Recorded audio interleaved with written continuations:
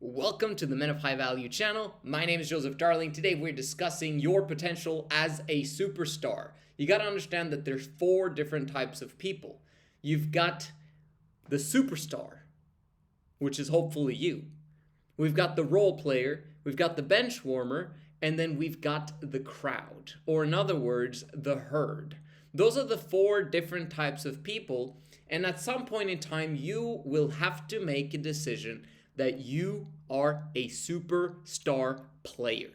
Now, let me explain why. 5% of the population make things happen, the superstars. 15% of the population follow the 5%ers, while the rest of the population says, "What happened?" This is how basically the world works. Do you want to be part of the herd? Then you don't have to do nothing. Like, you don't even have to watch these videos. You can just chill and basically, maybe need a job, because the government just kind of helps people out these days, which is completely destructive for humankind and doesn't help people progress and will eventually cause, complete havoc in the systems in the future. However, this is kind of how the world works right now. The people that are superstars, they're the ones that not only make things happen, but they find a problem and they find solutions for that problem. When you're on the court, you want to be where the action happens. That's where the superstar is. He's like looking for solutions, making things happen, involving people, duplicating himself, training others, leading everyone. This is what you need to learn at some point in time if you want to become an entrepreneur. You want to become a successful entrepreneur long term, superstar needs to be your label. All entrepreneurs that succeed long term either are superstars. Now, obviously, no one is a superstar in the beginning, okay? Everyone has to go through the mud and everyone has to go through the challenge of becoming a superstar eventually. Okay, even Kobe Bryant, Michael Jordan, all those, they had a bunch of massive failures, okay? Even Steph Curry, okay? Do you know who has missed the most shots on planet Earth, okay, ever, according to his age? Is Steph Curry. He's missed the most of everyone on the planet. And yet, guess what? He also makes the most in efficiency of everyone on the planet as well. That's how success works, guys. Have you figured it out yet? The faster you move to and through failure, that's how fast you're going to get success. That's what superstars understand, and they say, bring it on. I want the rejection. I want the failure. I want to get through it because it's going to make me tougher, and what doesn't kill me only makes me stronger, right? You've heard that one before. There are some superstar employees sometimes, yes, and I've noticed that in multiple businesses out there, and that's the cool part about superstars is they manage to find people that are better than them, but who still desire security. It's a very interesting one. Entrepreneurs who are successful long term, they've actually gotten so comfortable with taking educated risks that they are willing to take on the risk, and that's why they get the massive amount of return. Now, employees can be superstars, but sometimes they're not willing to take the massive risk, so they actually are superstars for the superstars. That's what the cool part is that you can find those types of people so that you as a superstar not only have an amazing rate of return as a business owner, but you've also replaced yourself with people that are better than you, and yet they're the ones running the business, and you are able to basically have overview over what's going on, and everything is massively growing and getting stronger because of the superstar employees that you've got, okay? Sometimes role players can be people who are co-founders with the superstar. So they might manage to get a massive rate of return as well, but it's because they are following and basically doing the instructions of the real entrepreneur, the real superstar.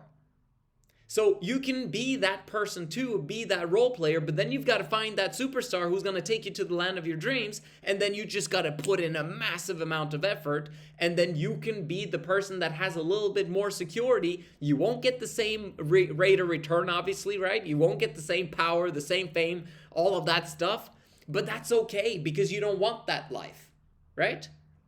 That there is a possibility that you might be that role player, but in many ways you'll be a superstar in your own right when you're following the superstar and making sure that everything works in the organization that he's setting up, right? Or that the superstars are setting up together. But what you don't want to be is to just be a role player, one who is an entrepreneur once and then he gives up. He had his lucky shot, basically, his one-time wonder of a business, and then everything collapsed, and then he gave up and, and started going towards stimulants and booze and got depressed and all that stuff. It happens, okay? Because they give up on themselves and they think that it's too hard, and because the divorce destroyed me, and blah, blah, blah, blah, blah, okay? You don't want to be that person. But you also don't want to be the bench warmer, which is basically everyone else who just do their jobs and they just follow orders. There's a reason why I'm telling you guys to not ever go to school. Because the moment you step into that organization of a place, that institution, and and you're focused on getting a job. Why would you want to get a job? Okay, now I understand, okay, you gotta understand the big picture here. Am I telling you not to get a job? No. But I'm telling you that you should not get a high-paying job where you get sucked dry to the point where you're unable to build a business on the side. The best jobs are those where you are able to do kind of brainless efforts that pays okay and well, if possible, so you can have your pay yourself first money. But in the end, the most important part of your day are the other 8 hours, okay? The time that you spend on building your business and making strides towards financial freedom with your side hustle. That's the most important hours of the day. You put all this together, let's see what we've got. We've got 3 phases that you need to get to in order for you to become a superstar player. The one on the main stage where everyone's like, whoa, it's crazy what he just did there, right? The Luistas of the Men of High Value community. Okay, what do you need in order for you to get there? Number 1, you need to allow yourself to be led. This is from the 5 phases of leadership. I'll go through the 3 first phases. The next 2, you don't even need to hear about because it's not even important, but it includes women and children, right? The first 3 phases of leadership is number 1, allow yourself to be led. Are you allowing yourself to be led? Why is this so important? Why is this number 1? Okay, it's prioritized. Number 1, allow yourself to be led. It is because other people have more track record, more time on the field, on the court. They've got more experience. They know way better than you what's going on. And they're willing to share that information with you? Are you serious? Are you sure you want to reinvent the wheel?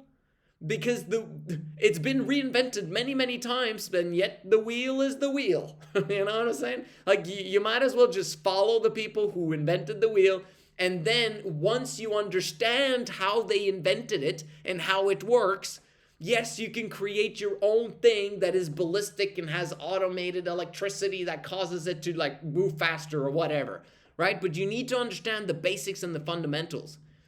And that's why you need to allow yourself to be led, because it allows you to move so much faster. You create the speed of implementation.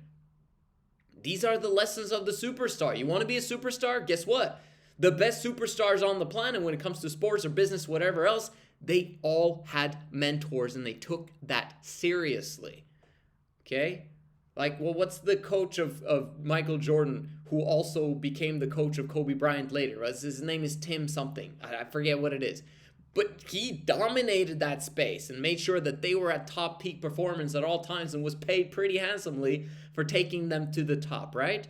Allow yourself to be led by people who know better than you and who can be objective in that situation and help you through those difficult times, because they're going to come, right?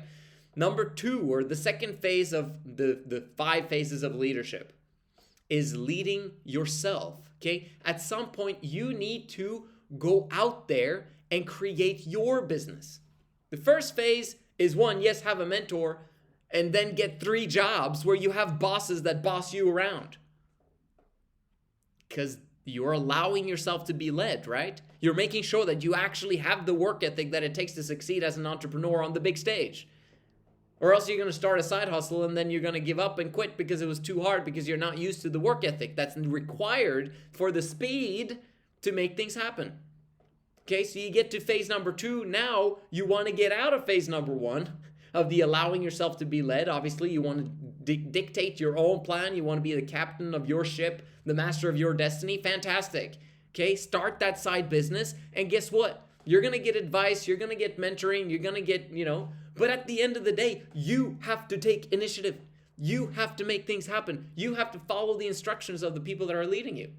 If you don't, you're not going to get results, and you're not going to get rid of those 3 jobs. And you're going to get stuck on the hamster wheel, right?